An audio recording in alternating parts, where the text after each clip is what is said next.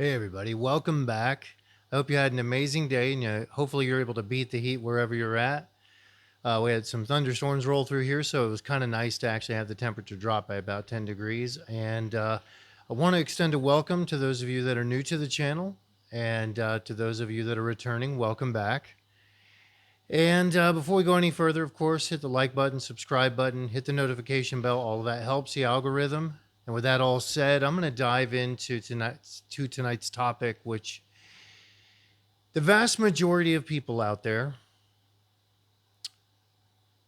question nothing. They have no self reflection, no inner monologue. They just simply float along existing, giving into their baser desires. They just give into baser impulses and they don't actually think for themselves. And although I think many of us kind of suspect and realize this to be true, we kind of begin to realize, looking at all of this, that we are in many, many ways outnumbered. Those of us who have any critical thinking, any independent thought left in us, we're really outnumbered by these people that are floating around doing this.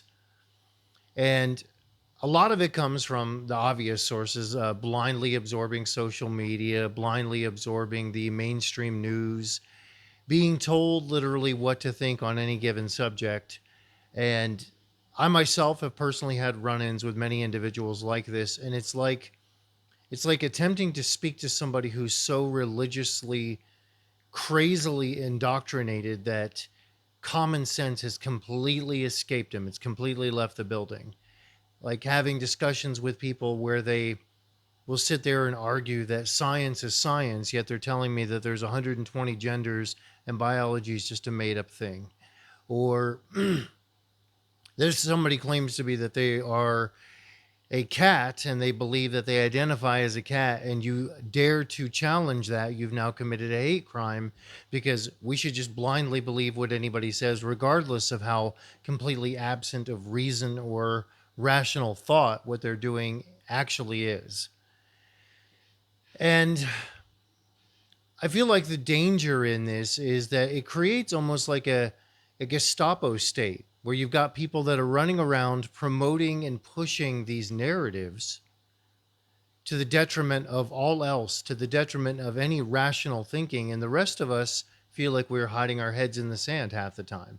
It's not that we're not willing to engage with somebody in conversation, but what good does it do to discuss it with somebody who has no ears to hear anything rational or reasonable? You can't begin to approach them and have a conversation the way you would have, say, 20 years ago, 30 years ago, even 10 years ago.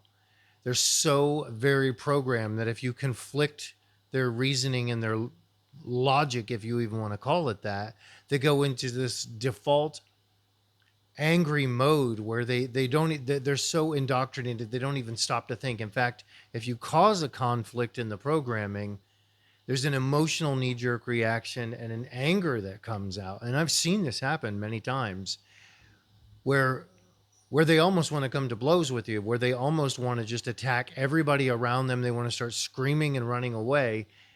And it seems like the sickness is spreading. But thankfully, I feel like to a certain degree, there's a whole lot of people waking up, and there's a big divide. I don't know how many of you are noticing or feeling this, but there's a huge divide happening out there for those of us that are waking up to this, that are paying attention to this. And we're realizing that although the majority of the people out there are kind of going down this road, the rest of us are just pushing back and trying to embrace self-reflection. We're trying to embrace solitude and facing ourselves. And that has become something that I feel like has completely left most of society. Most of the people that I've encountered these days, these are subjects I couldn't even bring up to them, which would explain why many of us that are aware of this at all, that have kind of stepped onto this boat of self-reflection and the ability to still question and freely think, we just can't really have relationships with people like that. It makes it virtually impossible. Unless you're going to just never have a discussion with them about anything that's meaningful, in which I understand that. I mean, you have to deal with people out there like that. If you're in the workforce or you're running a business or you're doing anything like that, you are running into people constantly that are indoctrinated and incapable of having an independent thought anymore. And if you try to break them free of the spell, it's almost like I described earlier, just a knee jerk reaction. And I think one of the other major problems about it is that they do, with this programming, it taps into that virtue signaling. It taps into that moral superiority. It's a false moral superiority, but it makes them feel like they have this moral high ground over anybody that doesn't agree with them, to where when they start to get questioned, they immediately get immediately flustered, and they start to fall back to their default narrative, no matter how utterly ridiculous it is. And I know many of you have encountered people like that out there before, and I myself many, many times. I'm wondering, what are some of your experiences with this? Because we're all having to deal with these people. We're all having to deal with it more and more and more. And part of it is avoidance. For me, I avoid being around people like that. Some of it is a necessary evil where I end up having to work around some of them, be it my regular business, be it sometimes I'm working on film sets. I'm sure you can imagine how many people I'd run into like that there.